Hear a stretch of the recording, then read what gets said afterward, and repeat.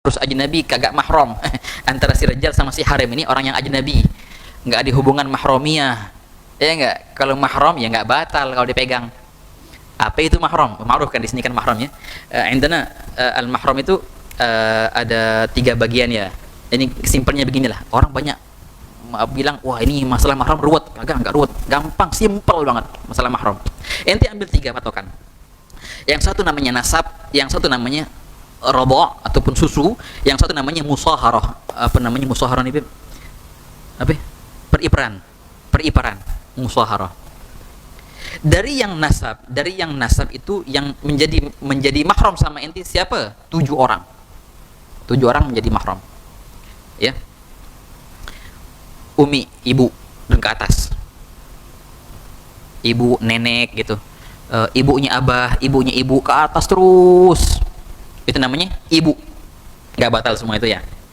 Yang kedua anak perempuan, binit, terus ke bawah anaknya, anak cucu cicit apa yang nggak tahu namanya, terus lagi menyambung nasabnya ke ente juga nggak batal. Yang ketiga saudari, artinya apa namanya, kakak ataupun adik, kakak ataupun adik juga nggak batal wudunya ya. Gak batal wudunya kakak ente atau adik perempuan ente, baik pun kakak ini kakak kandung ataupun kakak ataupun adik hanya satu ayah lain ibu, ataupun sebaliknya satu ibu lain ayah, itu nggak batal mahram. Tapi ada namanya kakak atau adik lain ayah lain ibu, batal nggak? Batal itu ya ikhwan. Ini banyak yang terjadi, ini banyak yang nanya gimana ceritanya. Jadi contohnya abahane dia nikah sama perempuan. Lah perempuan tuh sudah punya anak cewek. Pas abahan nikah sama si perempuan itu, jadi perempuannya jadi ibu tiri saya. Anak perempuannya jadi apa sekarang? Kalau bahasa kita jadi kakak langsung. Nggak, ntar dulu. Ini ajnabi sama ente. Agak boleh lihat. Ente senggol batal wudu. Lo kan kakak sekarang. Kakak dari mana kakak? Satu ibu? Lain ibunya. Satu bapak? Lain juga. Ya lain. Tapi kalau sekarang sih agak susah ya, kalau kayak gitu biasanya udah nyatu serumah itu bisa. Tapi sebenarnya ya ikhwan, ini kayak gini bahaya ini. Ini ajnabi ini. Inti sentuh batal. Wah ini sebenarnya ente nggak boleh lihat. Ini perempuan bisa ente nikahin, ini perempuan. Wah kata. Jadi bukan kakak itu, lah kakak wala adik, ajnabi itu ya ikhwan. Tamam ya. Wah kata. Jadi yang ketiga tadi saudari. Yang keempat bintul akh ataupun ukht, keponakan anak daripada kakak kita ataupun adik kita. Wah kata. Anak itu anak perempuan daripada kakak kita, ponakan kita kan, ataupun anak perempuan daripada adik kita, ponakan kita, dan terus ke bawah di anaknya, cucunya, terus cicit. Wah kata. Selagi itu masuk dari kategori keponakan kita, maka kita juga nggak batal. Ya, wah kata. Yang kelima apa namanya? Ammah itu apa namanya? Tadi bintul akh ya, keponakan dari anak daripada saudara laki-laki. Juga kalau bahasa Arab sih dibagi 2 tuh keponakan. Ada lagi bintul ukht, anak dari saudari perempuan. Ya 5 itu berarti. Kalau kita sih sama aja keponakan kan, baik pun dari saudara perempuan atau saudara laki-laki. Di Arab beda tuh 2. Yang keenam ammah ini saudarinya abah. Kalau bahasa kita apa? Iya bibi. Ya nggak batal juga. Bibi nggak batal kan, saudarinya abah. Saudarinya enjid, kakaknya enjid juga nggak batal.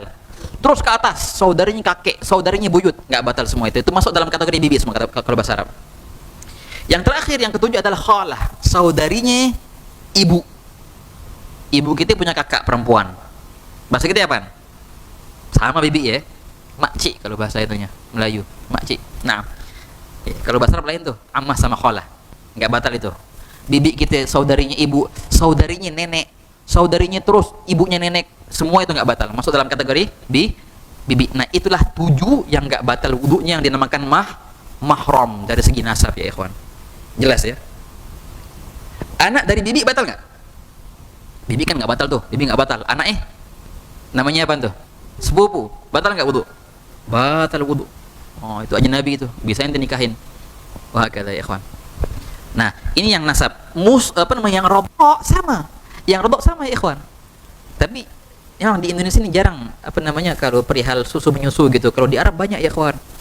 Eh, dengan syarat tertentu harus 5 kali susuan gitu. Kalau seandainya ada anak laki-laki, contohnya, anak laki-laki nyusu sama istri aneh contohnya, dengan 5 kali susuan gitu. Dengan syarat anak laki-laki ini kurang dari 2 tahun, kurang dari dua tahun itu syaratnya. 5 kali susuan itu anak bocah kurang dari 2 tahun, tamam? Otomatis tuh anak jadi apa? Jadi anak saya, anakku, anak susu namanya. Itu persis kayak anak aneh sekarang. Hukumnya sama. Dia sama istri anak, ibu susunya nggak batal. Ntar dia sama anak saya yang lain perempuan contohnya nggak batal, jadi kakaknya, adiknya. Dia sama kakak saya jadi bibi. Dia sama ibu saya jadi jida ataupun nenek. Persis kayak yang nasab tadi yang 7. Nah, ya kan? Yang Allah mah bedanya yang pertama tadi anak kandung, ini namanya sekarang anak susu, persis hukumnya sama kayak anak kandung. 7-7-nya jadi nggak batal semua ya, ikhwan. Oke, ini dari segi susu. Adapun dari segi musaharah, dari segi periperan cuma 4. Ini gampang sekali. 4 orang yang nggak batal wudu ataupun yang mahram. Siapa? Simpelnya anak tiri, ibu tiri, mertua, mantu. Itu. Ya. Anak tiri, ibu tiri, mertua dan mantu. Anak tiri, contohnya apa? Contohnya aneh nikah sama perempuan. Perempuan ini sudah punya anak perempuan. Ketika anak nikah sama perempuan tuh anak jadi apa sekarang? Anak tiri saya. Batal nggak wudu sekarang? Nggak batal. Anak tiri itu ya. Kedua, ibu tiri. Maksudnya apa? Abah aneh nikah lagi sama perempuan. Jadi saya perempuan ini sekarang, ibu tiri saya. Batal nggak wudu? Nggak batal. Oke, ini anak tiri, ibu tiri. Yang ketiga, mertua. Saya nikah sama perempuan, istri. Ibunya istri saya, mertua, batal nggak wudu sekarang? Nggak batal. Dan terus ke atas, dia neneknya terus ke atas, nggak batal semua. Mantu. Saya punya anak laki-laki. Anak laki-laki saya nikah sama perempuan. Mantu saya perempuan tuh, batal nggak wudu sekarang? Enggak. Inilah 4 yang nggak batal. Anak tiri, ibu tiri, mertua dan mantu. Tapi harus ada hubungan nikah di situ. Jadi yang dinamakan anak tiri ataupun ibu tiri yang nikah tadi, bukan orang ngambil dari jalanan, kagak. Oh, udah ini anak tiri saya sekarang. Ataupun kita ambil dari panti asuhan atau kita ambil dari pondok mana gitu. Udah kita jadi anak tiri saya, udah anak saya ini. Dari mana anak?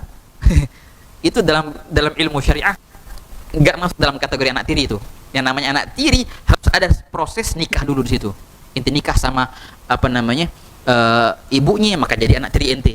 Ataupun ente nikah sama anaknya, maka jadi dia ibu tiri ente. Selain itu nggak ada namanya anak tiri ataupun ibu tiri. Wahakadha ya ikhwan. Itulah jadi namanya mahram tadi. Yang terakhir bila haid.